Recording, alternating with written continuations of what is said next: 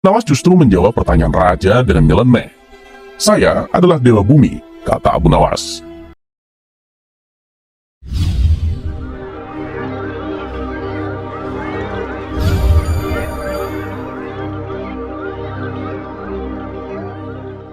Suatu hari, Raja Harun mengumpulkan semua menterinya di istana dan menanyakan soal Abu Nawas.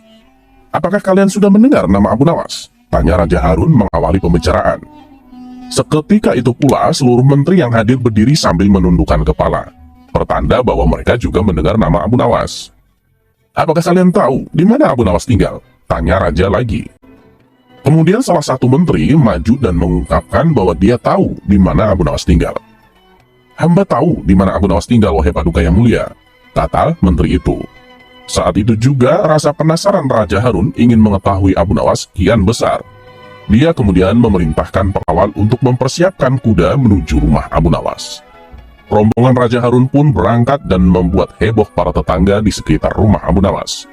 Sementara itu, Abu Nawas masih terlihat santai di rumahnya, dengan handuk masih melilit karena mau mandi.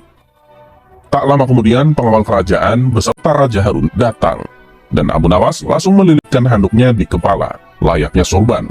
Melihat penampilan Abu Nawas yang nyeleneh, membuat sang raja menahan tawanya. "Siapa kamu?" kata Raja Harun kepada Abu Nawas.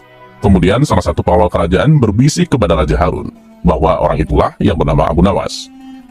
Abu Nawas justru menjawab pertanyaan raja dengan nyeleneh. "Saya adalah Dewa Bumi," kata Abu Nawas. Mendapat jawaban itu, Raja Harun kemudian meladeni dengan pertanyaan nyeleneh juga. "Jika kamu memang Dewa Bumi, tolong besarkan bentuk mata para pengawalku yang sipit ini," kata Raja Harun kepada Abu Nawas. Abu Nawas yang cerdik tak mau kalah. Dia kemudian langsung memberikan jawaban yang membuat Raja Harun kagum. "Ampun Baginda Raja, untuk membesarkan bentuk mata prajurit Baginda itu adalah tugas Dewa Langit. Saya ini Dewa Bumi dan hanya bertugas bagian pusar ke bawah. Sedangkan pusar ke atas itu tugas Dewa Langit," kata Abu Nawas. Sang raja pun tertawa dengan jawaban itu dan mengundang Abu Nawas untuk datang ke istana.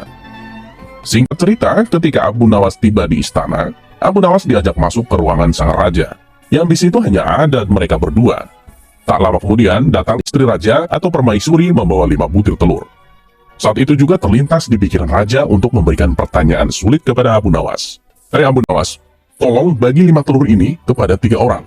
Kamu, saya, dan permaisuri secara adil tapi tanpa dipecah," kata Raja Harun. Tentu saja pertanyaan itu membuat Abu Nawas harus berpikir keras. Namun karena dia cerdas, pertanyaan itu pun langsung dijawab oleh Abu Nawas. "1 telur untuk Baginda, karena Baginda Raja sudah memiliki 2 telur. Kemudian 1 telur untuk saya, karena saya juga sudah mempunyai 2 telur.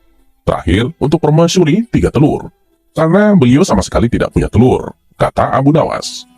Mendapat jawaban itu, sang raja diam sejenak, berpikir sambil melihat ke bawah. Kemudian dia pun mengerti maksud jawaban Abu Nawas, dan membuatnya tertawa terbahak-bahak. "Kamu memang cerdas.